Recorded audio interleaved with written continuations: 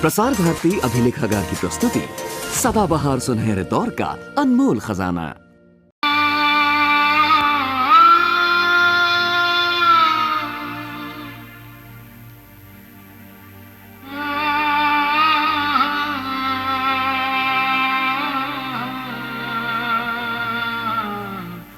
प्यार से उन्हें दीन बंधु, रहबरे आजम या गरीबों के मसीहा के खिताब दिए गए।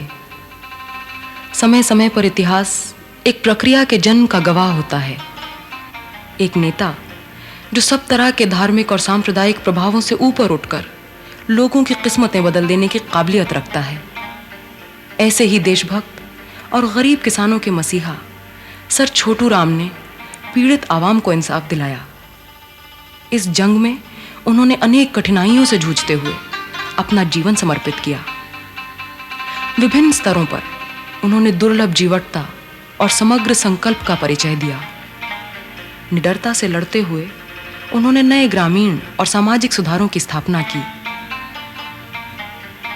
एक महान सांसद, कुशल प्रशासक, कानून के जानकार और सबसे ज्यादा एक अद्वितीय सुधारक के रूप में वे एक अनुपम छवि छोड़ गए हैं। हरियाणा के गांव गढ़ी सांपला में 24 नवंबर 1881 में एक किसान परिवार में जन्मे सर छोटू राम ने अपना समस्त जीवन किसानों की ही सेवा में व्यतीत किया।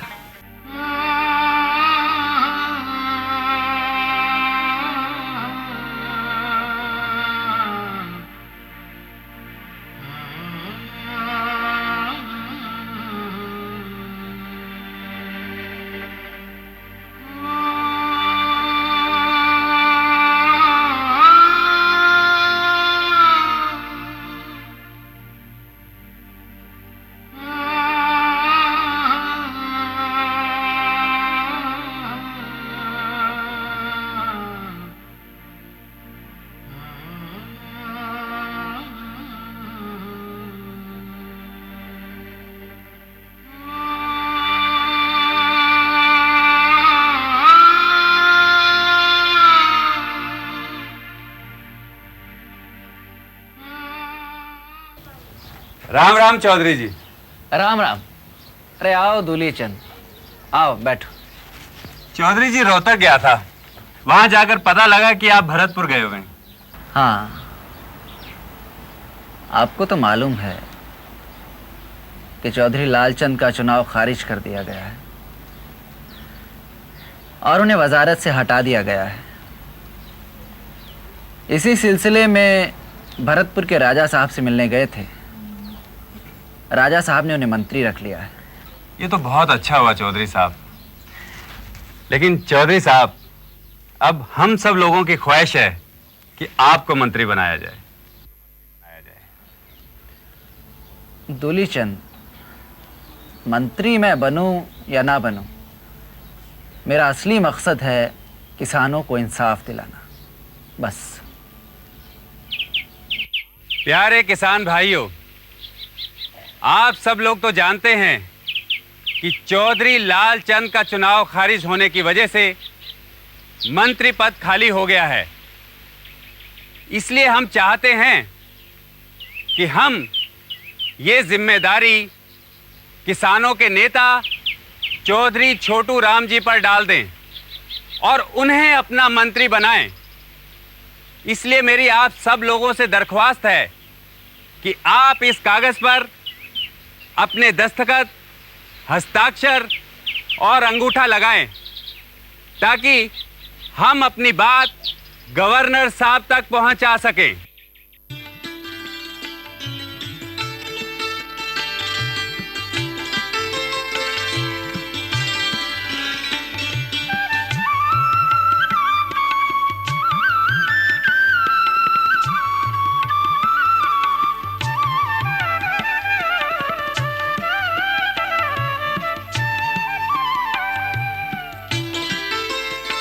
चौधरी छोटू राम सहायक मंत्री बन गए और किसानों की बेहतरी के लिए सब कुछ कुर्बान कर दिया। चेयरमैन साहब, ये 75 लाख रुपया किसानों का है। ये पैसा किसानों से सिंचाई कर में इजाफा करके वसूला गया है। इस पैसे पर केवल किसानों का हक है और ये उन्हें वापस मिलना चाहिए। चेयरमैन साहब, हर बात में चौधरी साहब किसानों के हिमायती हो जाते हैं। ये पैसा बजट का है, किसानों का नहीं। जी नहीं, ये पैसा किसानों का ही है, क्योंकि उनसे ही वसूल किया गया है। और फिर किसानों की भलाई की मुखालफत क्यों? आखिर वो हमारा अन्नदाता है। आप आगे भी बढ़िए, अभी हमारे पास और कितने मसले अधूरे पड़े हुए हैं। गरीब किसान बीमार पड़ जाता है तो उसके इलाज के लिए कोई अस्पताल नहीं, किसान के बच्चों के लिए गांव में कोई स्कूल नहीं, और सूखे के दिनों में तो किसान एक एक बूंद पीने के पानी को तरस जाता है। इसलिए हमने जिला मंडी में एक जल बिजली योजना का मसौदा तैयार किया है। हम भाखड़ा प्रोजेक्ट को फिर से पूरी शक्ल देंगे। आप सब अपने भेदभाव छोड़कर एक पल को सोचिए जरा कि अगर किसान अनपढ़ रहेगा, भूख और प्यास से मरेगा, तो आप सबको कहां से मिलेगी रोटी? और वैसे भी बेचारे किसान की जिंदगी में दाना है तो दाम नहीं, दाम है तो दाना नहीं। महिलाओं के कल्याण के लिए उनके मंत्रालय के कार्यकाल में अनेक सामाजिक सुधार किए गए। दहेज प्रथा को समाप्त करने के लिए अनेक कानून बनाए गए। उन्होंने भाती जैसे कन्या से संबंधित संस्कारों का विरोध किया, क्योंकि ये परिवार के लिए वित्तीय संकट थे। इन सब बातों को उन्होंने अपनी बेटी के विवाह में अपनाया।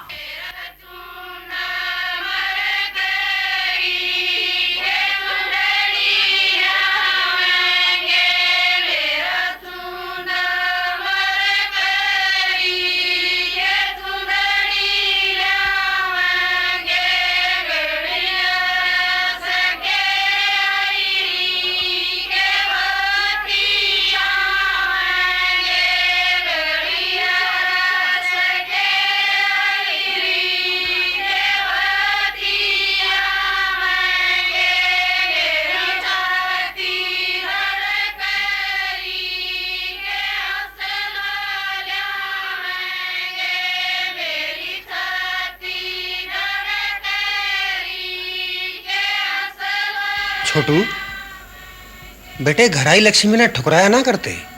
पंचायत में मैंने यही फैसला करवाया था ना काका, कि ना कोई दहेज लेगा और ना ही कोई भातियों से कुछ लेगा।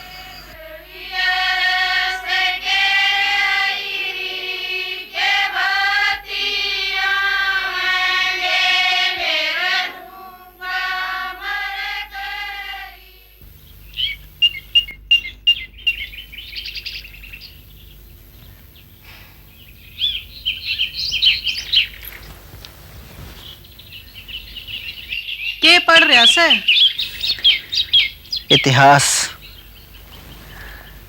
एक हादसे की तारीख देख रहा था। खैर, क्या बात है चौधरन? तू बड़ी उदास लग रही है। तू तो सारी उम्र इतिहास पढ़ते रही हो, बस थारा अपना इतिहास क्यों कर चलेगा? सारे भाई बंधु एक ही फिक्र में डूबे से। मतलब दो छोरी से खानदान आगर क्यों कर चलेगा?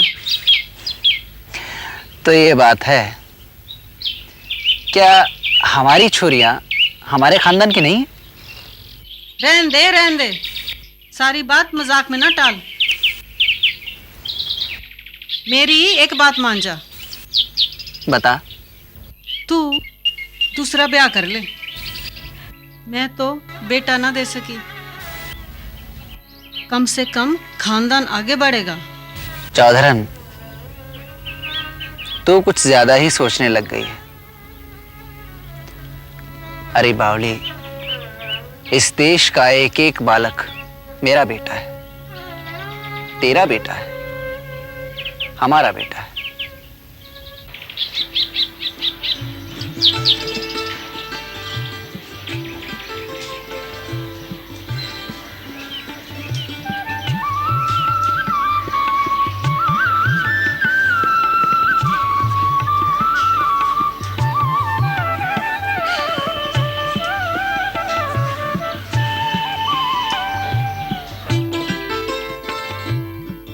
राय साहब, इस टाइम आपको पंजाब काउंसिल में मिनिस्टर नहीं चुन सके। मेरे ऊपर शहरी मेंबर्स के बहुत प्रेशर था, लेकिन आपकी पॉपुलैरिटी देख के मैं एक ऑफर लाया हूं जिसकी अप्रूवल वाइसरॉय साहब से भी मिल चुकी है। कहिए।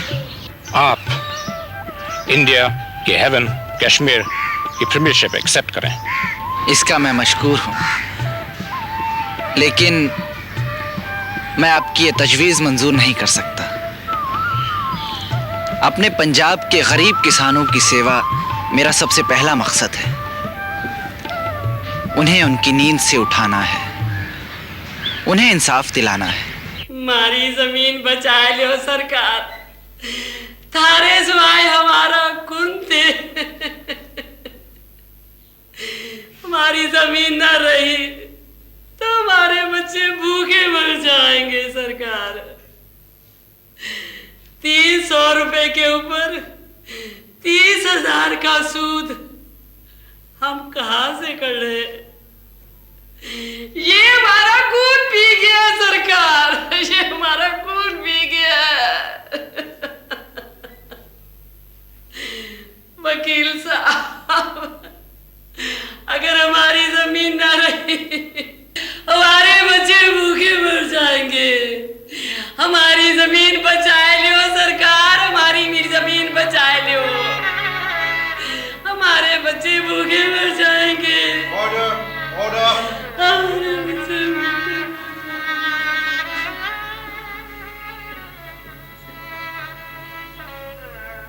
योर ऑनर, ये औरत एक गरीब विधवा है, 7 छोटे छोटे बच्चे हैं इसके। इस छोटे से जमीन के टुकड़े के सिवा इसके पास है क्या?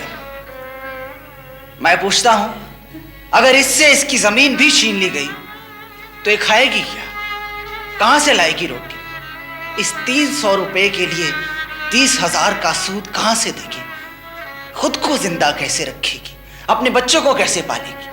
I do agree with you, Mr. Choduram. I would tend to sympathize with her on humanitarian grounds, but the law is the law, and I am bound by it. आपके हाथ कानून से बंधे हैं, लेकिन कानून अपनी आंखें कैसे बंद कर सकता है इंसानियत को तड़पते हुए देखकर? कहां लिखा है यह कानून में? कहां का कानून है ये? कैसा कानून है ये? बदल डालूंगा मैं इस कानून को, मैं बदल डालूंगा इस कानून को।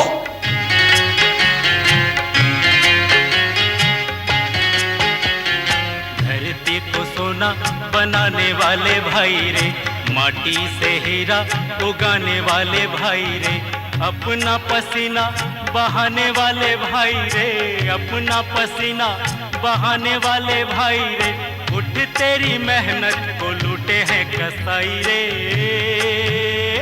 लूटे हैं कसाई रे। धरती को सोना बनाने वाले भाई रे, माटी से हीरा उगाने वाले भाई रे।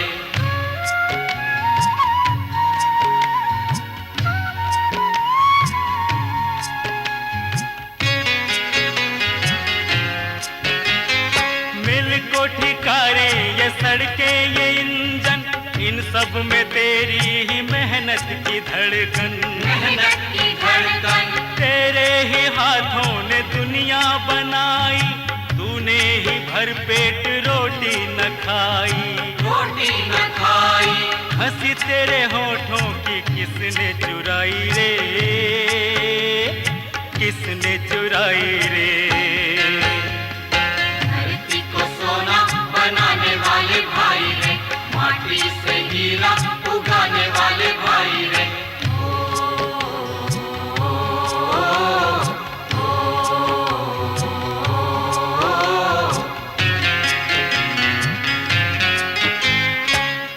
खलिहानों में मिल कारखानों में, कोयला खदानों में, सोने की खानों में, सोने की खानों में बहता है तेरा ही खून पसीना, जालिम लुटेरों का पत्थर का सीना, पत्थर का सीना। सेठों के पेटों में तेरी ही कमाई रे, तेरी ही कमाई रे। धरती को सोना बनाने वाले भाई रे, माटी से हीरा उगाने वाले भाई रे।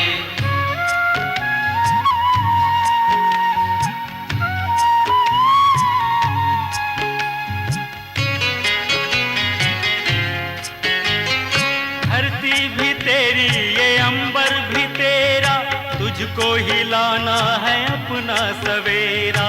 अपना सवेरा तू ही अंधेरों में सूरज है भाई, तू ही लड़ेगा सुबह की लड़ाई। सुबह की लड़ाई तभी सारी दुनिया ये लेगी अंगड़ाई रे,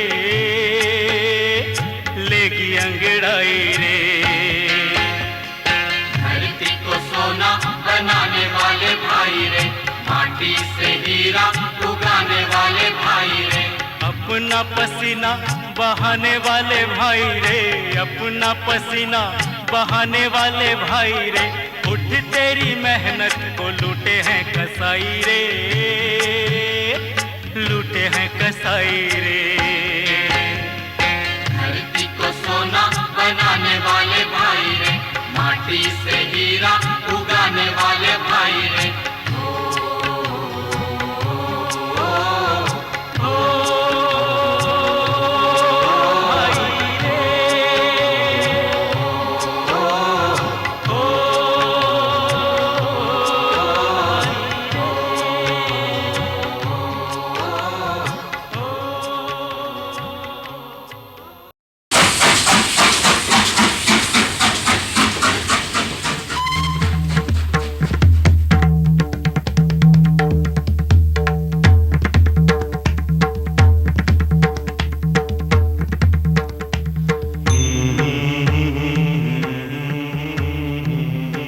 ऐ भोले किसान, अपनी असलियत को पहचान।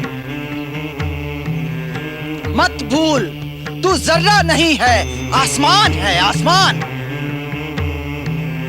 तू ही भूख है, तू ही रोटी है, तू ही गेहूं का दाना है, तू ही लहलहाते खेत है, तू ही धरती है, तू ही मसीहा है। तू नहीं तो कुछ नहीं है, तू ही आगाज है, तू ही अंजाम है। रहबर भी तू है, मंजिल भी तू है, तू ही तूफान है और तू ही साहिल। डरता किससे है? तू किसी का मोहताज नहीं है, तू तो सबका अन्नदाता है, सबका अन्नदाता है। अगर काउंसिल में हमारी पार्टी के मेंबर ज्यादा होंगे तो मंडियों पर कानी डंडी का कब्जा हम रहने नहीं देंगे। खत्म कर देंगे ये कानी डंडी को। उठो मेरी दुनिया के गरीबों, जागो। मुद्दत से सोए हुए हर मजदूर को जागना है, हर गरीब को सुबह का सवेरा देखना है। कर्जों की जंजीरों के बोझ के नीचे दबे हुए हर मजदूर को, हर गरीब को वो जंजीरें तोड़कर अपने आप को आजाद करना है। जागो और अपने दुश्मनों को अपने खून की गर्मी का एहसास दिला दो। उन्हें बता दो कि तुम्हारा ज़मीर अभी मरा नहीं। धिक्कार है उस खेत को जो तुम्हें 2 वक्त की रोटी नहीं दे सकता। हिला दो उस तख्त को जो तुम्हें कैद तो दे सकता है मगर रिहाई नहीं दे सकता, भूख दे सकता है मगर रोटी नहीं दे सकता। जागो, तुम्हारा ज़मीर अभी मरा नहीं, तुम्हारा ज़मीर अभी जिंदा है। जो भी सूदखोर महाजन किसान का खून चूसेगा,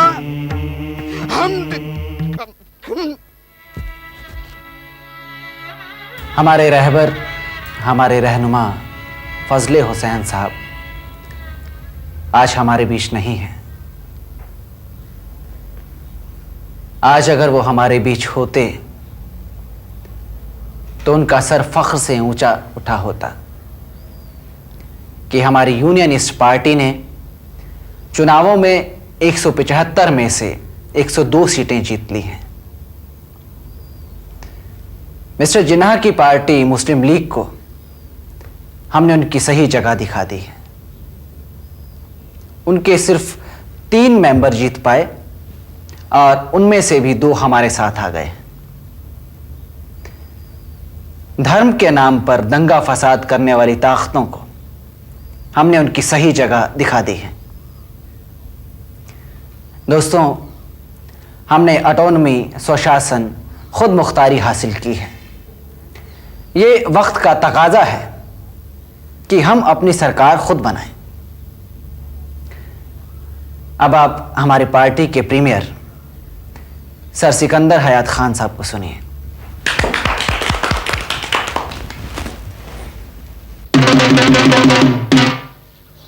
सुनो सुनो सुनो, खल्क खुदा का हुक्म अंग्रेज बहादुर गवर्नर साहब का हर खासो आम को और हर किसान को इत्तला दी जाती है कि यूनियनिस्ट पार्टी की सरकार ने कर्जा राहत बिल पास कर दिया है। साहूकारा बिल पास हो गया है। अब कानी डंडी का जुल्म खत्म। पंजाब कृषि उत्पादन बाजार कानून पास हो गया है।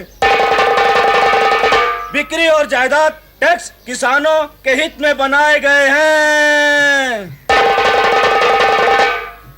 दक्षिणी पूर्व पंजाब के सूखे इलाकों में सिंचाई के लिए 3 योजनाएं बनाई जा रही हैं। पहली, नलकूपों से पानी का इंतजाम। दूसरा, बाखड़ा बांध से पानी और बिजली का इंतजाम। तीसरा, ब्यास नदी पर बांध बनाने की तैयारी। मजदूर सुविधा का बिल, मजदूरों के लिए हफ्ते में 1 दिन की छुट्टी वेतन सहित और दिन में 8 घंटे काम करना है। बेनामी और रहन पड़ी जमीन की वापसी का कानून पास हो गया है। जिन किसानों की जमीनें छीन ली गई थी, अब उन्हें वापस दे दी गई है।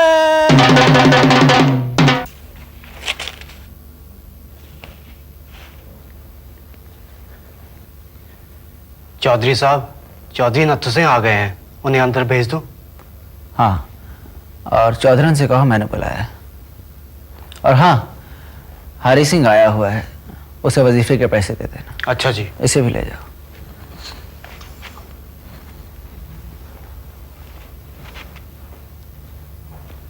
माई जी, चौधरी साहब आपको अंदर बुला रहे हैं। भैंसों को सानी भी नहीं डालने देते। जाऊं सू भाई, जाऊं सू। चौधरी साहब, गलती हो गई जी। भाई जी, गलती हो गई जी। आपके 600 रुपये अगले महीने में सूद समेत लौटा दूंगा। सूद? सूद के बारे में तो तुमने मुझे बताया नहीं चौधरन। देख नत्थू और चौधरन, तुम भी सुन लो। नत्थू, तू ये सूद के बारे में तो भूल जा। अब अगर तूने 600 रुपये भी चौधरन को लौटाए तो भूल कर इस घर में दोबारा कदम मत रखना। जा आप दोनों यहां से। अब्दुल भाई साहब को भेज दूं अब? नहीं मन्नी, एक शिक्षा मंत्री होते हुए एक लाचार अध्यापिका के साथ बेहुदा हरकत करने वाले के लिए मेरे पास कोई वक्त नहीं है। शुक्र करे अभी उसे सिर्फ मिनिस्ट्री से निकाला है।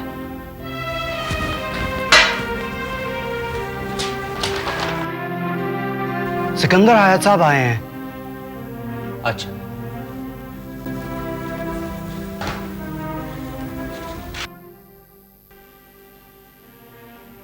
अरे आपने मुझे बुलवा लिया होता। चौधरी साहब, ताजदार बादशाह को बेताज बादशाह के पास आना ही चाहिए। क्यों शर्मिंदा करते हैं आप? खैर बताइए, क्या बात है जिसकी वजह से आपको यहाँ तकलीफ करनी पड़ी? चौधरी साहब, मेरी तबीयत कुछ नासाज सी रहती है।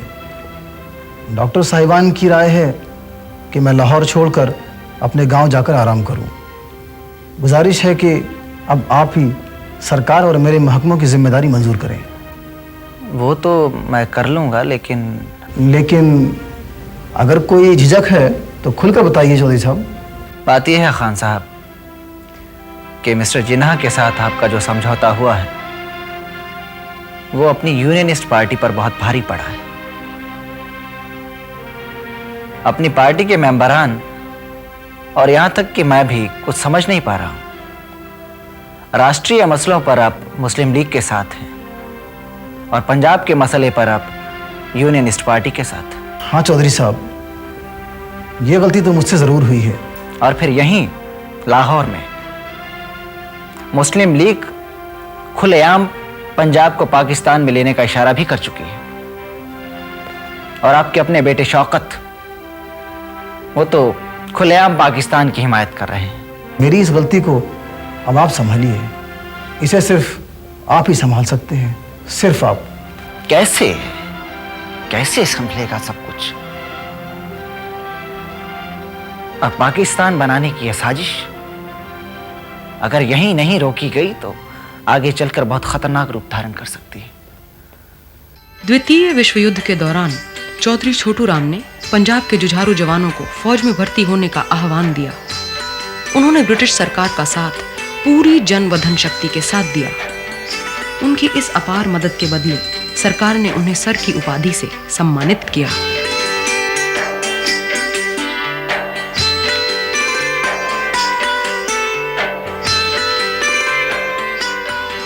Congratulations. बधाई हो सर छोटू राम जी। मुबारक हो sir. So Chaudhry Chotu Ram, how do you feel about receiving knighthood? ये सर की उपाधि पाकर आप क्या महसूस करते हैं? यही कि एक किसान के बेटे को इतनी इज्जत मिली है। हमारी मिट्टी का मान बढ़ा है। और दूसरे विश्व युद्ध को आप किस नजर से देखते हैं? एक गरीब किसान की नजर से।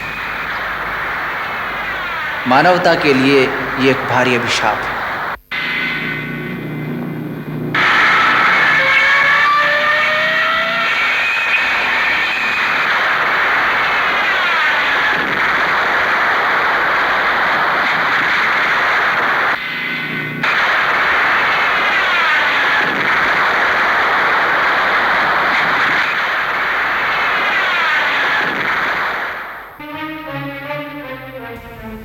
I request all of you to accept 6 rupees per mon as the control rate for wheat. Punjab सरकार 6 रुपए मन गेहूं नहीं दे सकती। The other representatives from other states have no objections, so why are you objecting? गेहूं इनके पास है कहां? इनमें से तो कई लेने वाले हैं। गेहूं तो सिर्फ पंजाब के पास ही है। मेरा आपसे रिक्वेस्ट है। मेरी भी रिक्वेस्ट है आपसे। आप मिडिलमैन को बीच से हटाइए। सरकार और किसान के बीच दलाल का क्या काम? सरकार सीधे किसान से गेहूं खरीदे। एक बात और, गेहूं की कमी नहीं है हमारे देश में। ये जमाखोर गेहूं छिपा के नकली संकट खड़ा करते हैं। आप उनसे भी निपटें। फिलहाल पंजाब सरकार 6 रुपए मन गेहूं देने में असमर्थ है। Why not? क्यों नहीं? क्यों? क्या किसान की जरूरत की चीजें भी आपने कंट्रोल करके सस्ती कर दी हैं? ध्यान से सुन लीजिए वाइसराय साहब, किसी भी हालत में पंजाब का किसान 10 रुपए मन से कम पर गेहूं नहीं बेचेगा। Dumpty, threat. I have no time for this. मैं भी कोई खाली बैठा आदमी नहीं। How dare you? I will dare any government which will not think of our farmers' welfare. और फिर अंग्रेज सरकार को गेहूं 11 रुपए मन ही खरीदना पड़ा। साहब भूल क्यों कर गए? हमने भूलते ना गए क्यों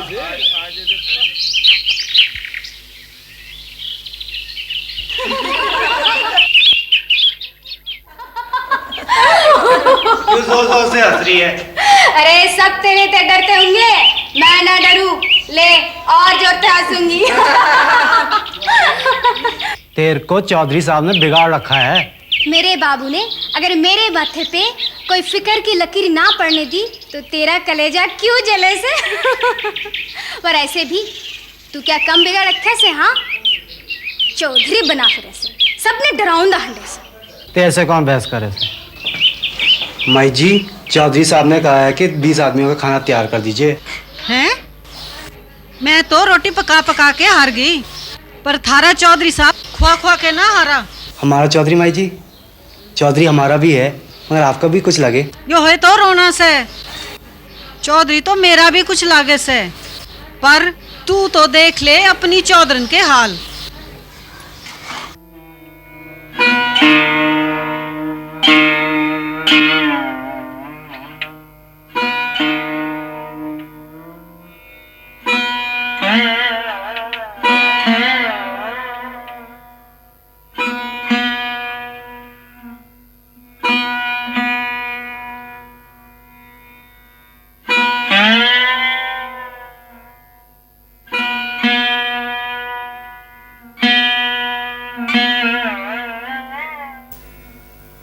रह गई अपने लिए एक ख्याली दुनिया, हम तो रुखसत हुए औरों ने संभाली दुनिया।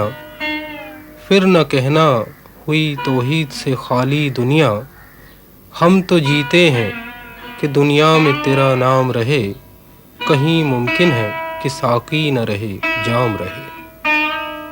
सख्त ये वादे मुखालिफ से न हो हैरा ए उकाब, ये तो चलती है तुझे ऊंचा उड़ाने के लिए। एक ज़रूरी ऐलान। नहायत अफसोस के साथ इत्तला दी जाती है कि पंजाब के प्रीमियर सर सिकंदर हयात खान का उनके अपने गांव में इंतकाल हो गया है। आखिरी रुखसती के लिए उनका जनाजा लाहौर लाया जा रहा है।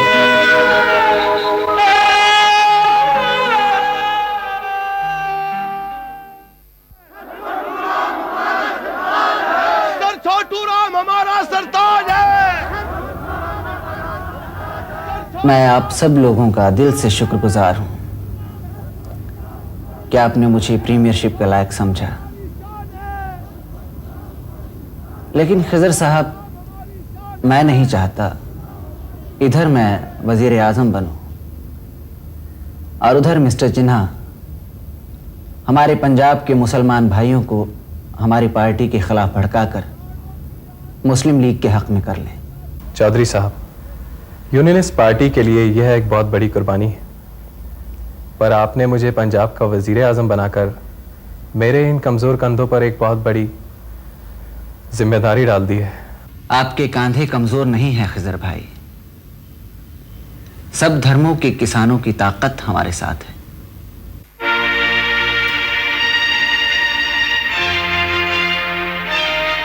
मिस्टर जिन्हा, मैंने अच्छी तरह सोच लिया है कि हम आपकी कोई मदद नहीं कर सकते। लेकिन मिस्टर छोटू राम, पंजाब के मुसलमानों की तरफ से यह ऐलान जरूरी है। इस सूबे में मुसलमानों की मेजॉरिटी है। पंजाब के 29 जिलों में से 16 जिलों में मुसलमानों की तादाद ज्यादा है। लेकिन मिस्टर जिन्हा, पंजाब का मसला मुसलमानों की अक्सरियत से नहीं, किसानों की मेजॉरिटी से तय होगा। मिस्टर छोटू राम, आपके अपने लोग आपको छोटू खान कहते हैं। आप मुसलमानों के साथ रहें, इसलिए हमें आप पर पूरा भरोसा है। मुस्लिम लीग की कैबिनेट में आप खास मिनिस्टर हैं। ये तो सौदा है मिस्टर जिन्हा, और ये सौदा मुझे बिल्कुल मंजूर नहीं। आप पंजाब की मिट्टी से वाकिफ नहीं। यहां धर्म और मजहब के नाम पर दंगे फसाद की लहर नहीं चल सकती। ये किसान के पसीने की जमीन है। आप चाहें तो आजमा कर देख लें। थैंक यू मिस्टर जिन्हा।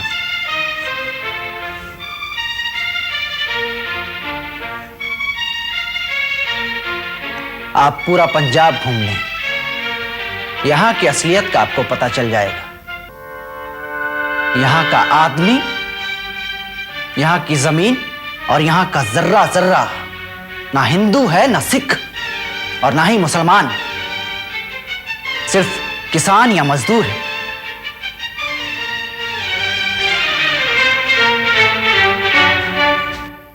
मिस्टर छोटू राम मुझे किसानों की धमकी देते हैं, मुझे जिन्नाह को। मैं कहता हूं किसान और मुसलमान में फर्क है। फिरका परस्ती का झंडा उठाए मजहबी राजनीति के ठेकेदार मिस्टर जिन्हा घूम रहे हैं पंजाब में। आजकल वो मजहब का सहारा लेकर हमारी एकता की लहलहाती फसल को काटने आए हैं। हमारा मजहब हमारे पेशे और कौम से ऊपर है। सबसे बड़ी चीज और ताकत है मजहब। धर्म के नाम पर जो कोई भी दंगा फसाद करेगा, हमें उसकी मुखालफत करनी है, चाहे वो हिंदू हो, सिख हो या मुसलमान हो। पाकिस्तान बनेगा, हर हालत में बनेगा। जब तक इस किसान के बेटे में जान है, पंजाब का बंटवारा नहीं होगा। मुझे मालूम है कि पंजाब में हमारे भाई मिस्टर छोटू राम के कहने पर चलते हैं। खतरनाक है पाकिस्तान की ही तरह आजाद पंजाब की बात। इसका नुकसान हमारे ग्रामीण सिख भाइयों को उठाना पड़ेगा। फौज के पेंशन याफ्ता और मौजूदा सैनिकों को उठाना पड़ेगा। मजहब तो मन की किताब है, राजनीति की नहीं। ऐसे में मजहब ही काम आएगा, किसान या छोटू राम नहीं। मेरे अजीज भारतवासियों, धर्म के नाम पर दंगा फसाद छोड़ो।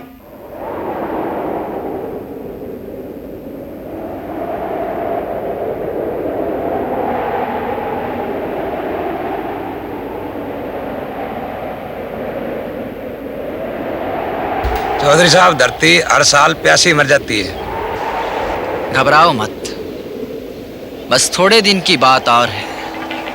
भाखड़ा डैम का सपना पूरा होने ही वाला है।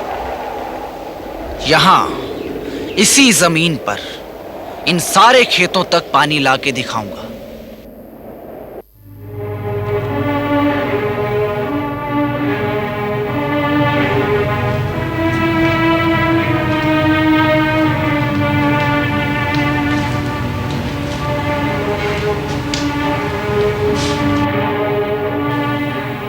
अगस्त सन 1944 को शिमला से उन्होंने महात्मा गांधी को एक ऐतिहासिक पत्र लिखा।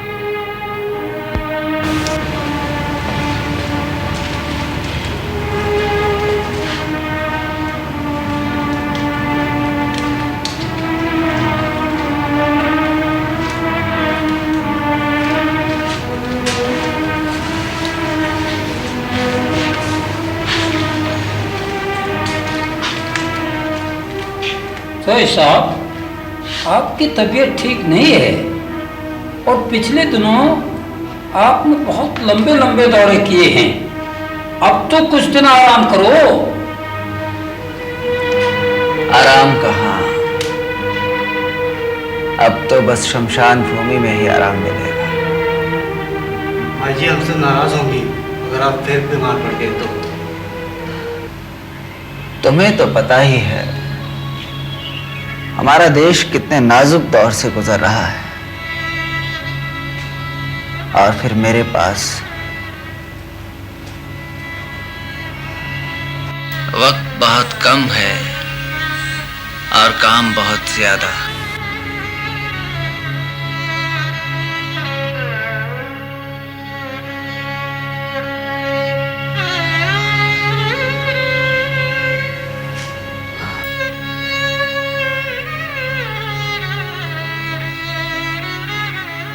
पूज्य महात्मा जी, जो विस्तृत आबादी की अदला बदली की बात कही गई है वो निरा पागलपन है। ना तो सारे हिंदू पाकिस्तान को छोड़ सकेंगे और ना ही सारे मुसलमान हिंदुस्तान को छोड़ सकेंगे। इसलिए ये विचार सांप्रदायिकता का कदापि हल नहीं। ये फार्मूला उस सिद्धांत के विरुद्ध जाता है जिसके अनुसार धर्म हर व्यक्ति का निजी मामला है और वो केवल आत्मिक स्थिति तक ही सीमित है।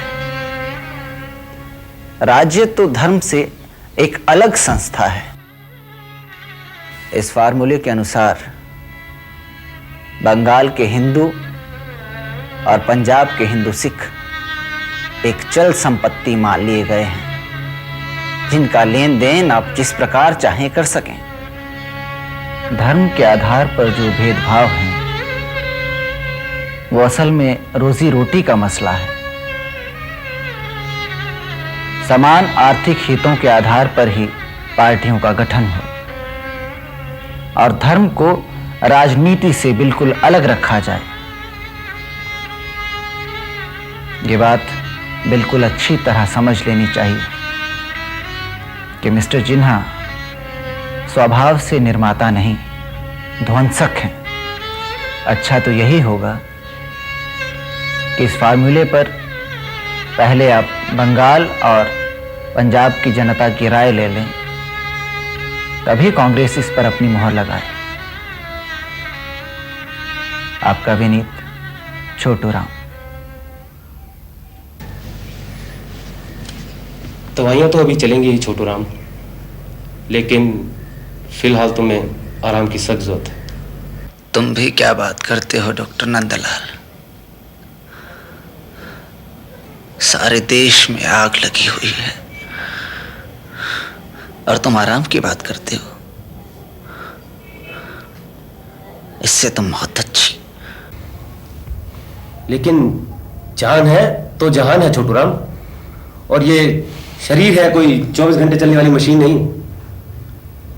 और जब शरीर में जान ही नहीं होगी तो देश की सेवा करोगे कैसे? चौधरी साहब, इंजीनियर साहब आए।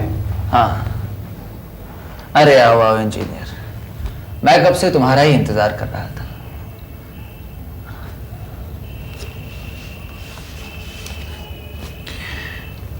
ये भाखड़ा डैम प्रोजेक्ट के कागजात हैं, मैंने इन्हें साइन कर दिया है। All the very best. Thank you so much sir, आपके इस काम को लोग हमेशा याद रखेंगे।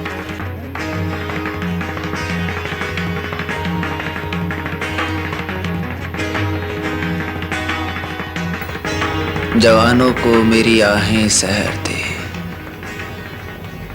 फिर इन शाही बच्चों को बाल वापर दे।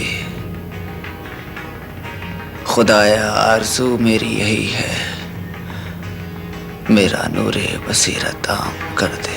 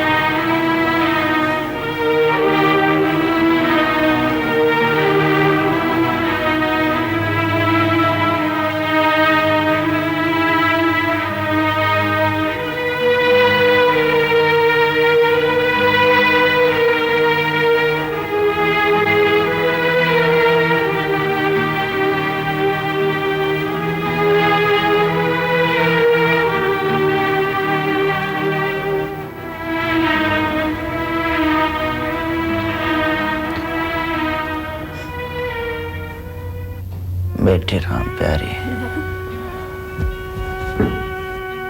बाबू,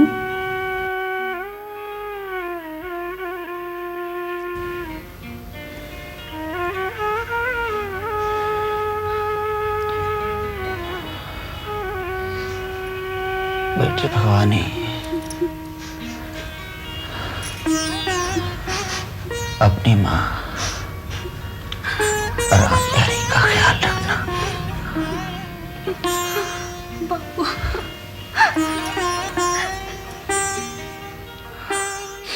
लाहौर, 9 जनवरी 1945।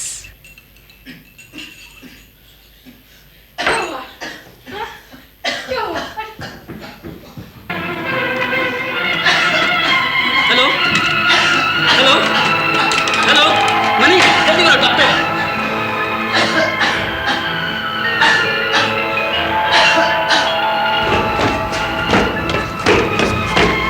गाड़ी स्टार्ट नहीं हो रही है।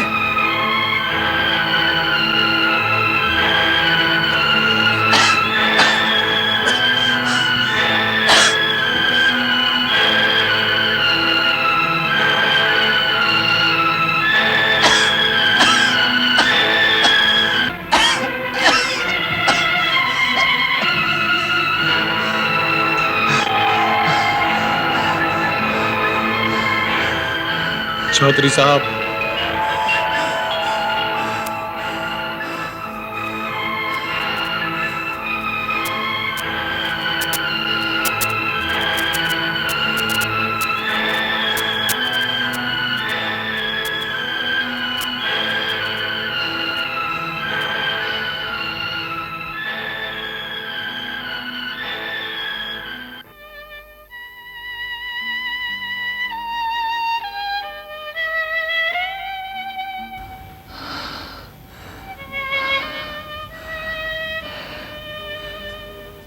भगवान सबका भला करे।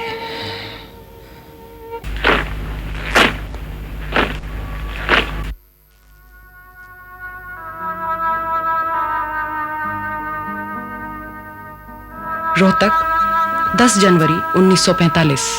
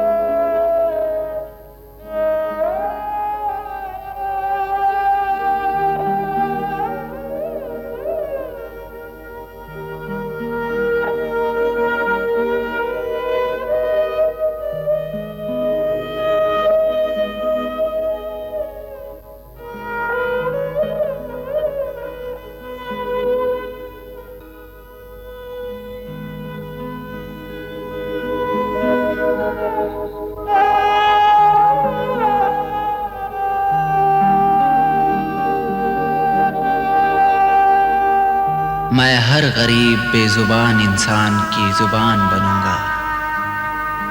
एक लाचार की आवाज ताकतवर तक पहुंचाऊंगा। एक गरीब की धड़कन अमीर तक ले जाऊंगा। मैं मजदूर की गिड़गिड़ाहट को शेर की दहाड़ बना दूंगा। हर दुखी बेसहारा किसान की ललकारती हुई आवाज बनूंगा। दूर दुनिया का मेरे दम से अंधेरा हो जाए, हर जगह मेरे चमकने से उजाला हो जाए।